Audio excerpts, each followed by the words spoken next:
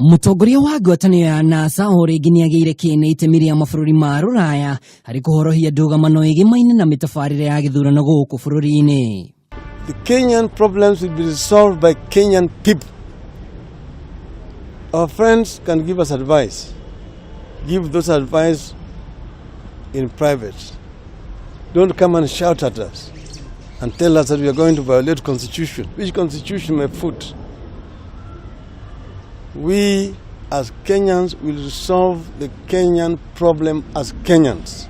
Odinga ũrĩa ũrahoirwo mũthenya wa ira atianirie ritana rĩake rĩa gwĩtambũra ta president nĩ bũrũri wa Amerika ĩkinyĩire atĩ we arakũrana gĩthurano kĩa mweri wa kanana kĩrĩa ehũrĩte gĩthũri nĩ ahotanĩte. We do not recognize the elections of 26th of October this year. We do not and we will not recognize them.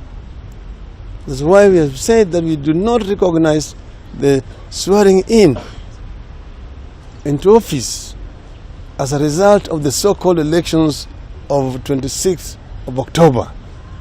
We don't. Mweri mũhĩtũku icera-inĩ rĩake murimo niagithirie kiene itemi rĩa mabaruthi ma rũraya gũkũ bũrũri-inĩ arĩa augire matiumanaga ikinya na thirikari ya President Kenyatta. The other great setbacks for Kenya in the current crisis has been the disappointing role of our partners who are with us in the decisive struggle for multi-party democracy in the early 1990s.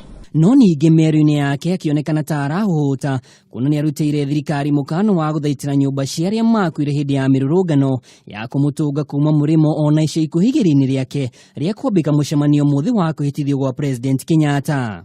Arĩ mũthenya wa mũthia ũrĩa arũmĩrĩri a ngwatanĩro ya NASA mekwamũkagĩra endwa ao arĩa makuire mĩrũrũngano-inĩ, mũtongoria wa mung'ethaniro Raila Odinga nĩaugĩte no nginyagia thirikari ĩgĩrĩrĩke gũtigĩrĩra nĩ atangĩkĩra endwa ao.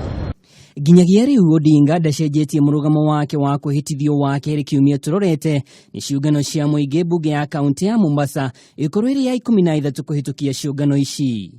We will go by the result of elections of 8th of August when the Kenyans express their will, and we will not be intimidated.